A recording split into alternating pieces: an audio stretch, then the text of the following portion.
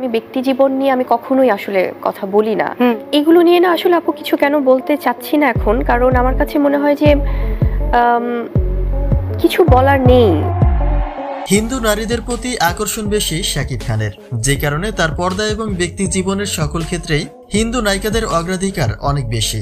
মিমি চক্রবর্তী কপালে সিঁদুর পরে তুফান সিনেমা মুক্তির উপলক্ষে পূজা দেওয়ার পরে ঠিক এমনই কিছু মন্তব্যের কবলে পড়েছেন শাকিব খান। বলা হচ্ছে হিন্দু নারীদের প্রতি ঝোঁক বেশি কিং খানের, যে কারণে তার ছবিতে এখন আর মুসলিম নায়িকাদের দেখা যায় না। তাই তার বিস্তারিত জানতে অবশ্যই ভিডিওটি না টেনে সঙ্গে থাকুন। ক্যারিয়ারের যত সফল সিনেমায় কিং খানের বিপরীতে দেখা মিলেছে হিন্দু নায়িকাদের। দেশি চলচ্চিত্রে বুবলির সঙ্গে কয়েকটি ছবিতে কাজ করলেও ব্যক্তি জীবনের ইস্যু টেনে এখন আর সেই বুবলিকেও তার বিপরীতে দেখা যায় না।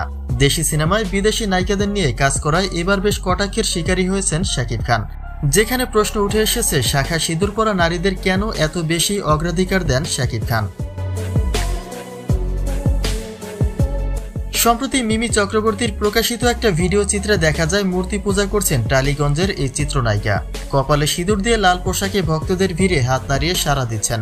জানা যায় তুফান সিনেমার জন্যই নাকি মন্দিরে পূজা দিতে গিয়েছিলেন শাকিবের এই দুষ্ট কোকিলা। আর সে বিষয়টি থেকেই উঠে এসেছে নানা রকম প্রসঙ্গ, অর্থাৎ শাকিবের পছন্দটা এই সকল হিন্দু নারীদের মধ্যে বলেই মন্তব্য করা হয়েছে, যে কারণে দেশি নায়িকা রেখে ভিন্নধর্মী নায়িকাদের প্রতি ঝোঁক বেশি কিং খানের। মিমি চক্রবর্তী নাম শুনেই সবাই গরম হয়ে গেছে। এদিকে মিমির এমন পূজা কাণ্ডের পরে কেউ তো এটাও বলছে যে শুধু সিনেমার জন্যই নয়, শাকিবের জন্য একসঙ্গে পূজাটা দিলেন বোধহয় মিমি চক্রবর্তী। কেননা শাকিবের সঙ্গে তার একটা ব্যক্তিগত সম্পর্কের গুঞ্জন এই মুহূর্তে বেশ সাড়া ফেলেছে। বিশেষ করে কলকাতায় শাকিবের সঙ্গে মিমির চলাচল আর কথাবার্তায় তাদের মধ্যকার প্রেমের গুঞ্জনটি আরো গাঢ় হয়েছে।